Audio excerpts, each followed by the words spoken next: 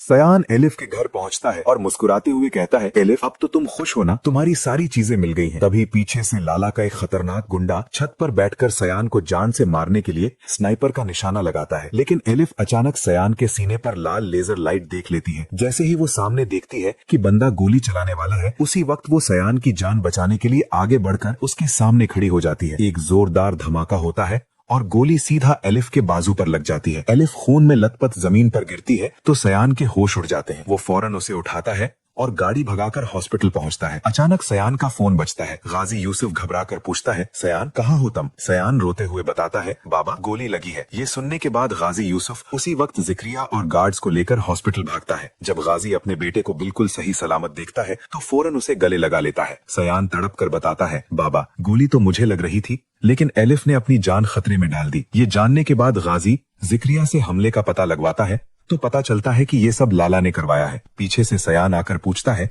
कि हमला किसने करवाया, लेकिन गाजी उसे कुछ नहीं बताता और कहता है, मैंने तुम्हें मना किया था कि अमेरिका से पाकिस्तान मत आओ, मेरी यहाँ बहुत दुश्मनी है, मुझे डर था तुम इसमें न लिपट जाओ। गाजी यूसुफ उसी वक्त जिक्रिया के साथ लाला के अड्डे पर पहुंचता है, जहां उन दोनों के बीच भारी टकराव होता है। गाजी गुस्से से कहता है, तुमने मेरे बेटे पर हमला करके अच्छा नहीं किया। लाला हंसता है और कहता है, एहसास हुआ ना, मरियम को मैंने बहन बनाया था और एलिफ पागल थी जो तुम्हारे बेटे की जान बचाने आगे आ गई। मुझे पता है तुम बाप बेटे मिलकर प्रॉपर्टी हथियाना चाहते हो। लाला से बदला लेने और रास्ते का कांटा हटाने के लिए गाजी यूसुफ फौरन हॉस्पिटल पहुंचता है। गाजी के कहने पर जिक्रिया उस आईसीयू कमरे में जाता है जहां एलिफ बेहोशी की हालत में होती है और अचानक एलिफ का ऑक्सीजन मास्क बंद कर देता है। तभी एलिफ की तबीयत बहुत ज्यादा खराब होती है और डॉक्टर भागती हुई आती है और सयान को बुलाती है। एलिफ अपनी आखिरी सांसों में सयान का हाथ पकड़ती है और तड़प कर कहती है, सयान तुर्की में मेरी बहन का ख्याल रखना। ये कहकर एलिफ की आंखें हमेशा के लिए बंद हो जाती हैं। सयान चीखता है और एलिफ को उठाने की कोशिश करता है, लेकिन तभी गाजी यूसुफ वहां आकर उसे उठाता है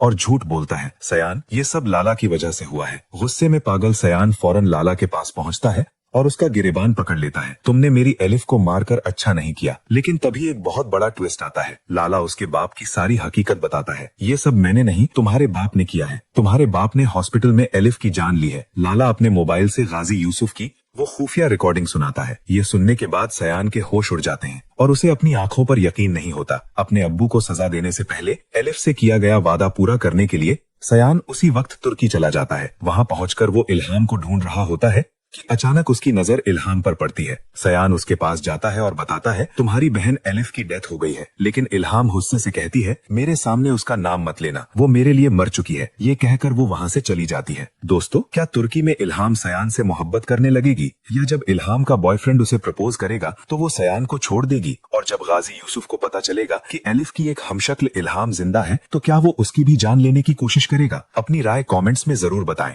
और ऐसी ही धमाकेदार वीडियोस के लिए चैनल ड्रामा रिव्यू को सब्सक्राइब करें। ये हमारी प्रेडिक्शन है जो सिर्फ एंटरटेनमेंट पर्पस के लिए बनाई गई है।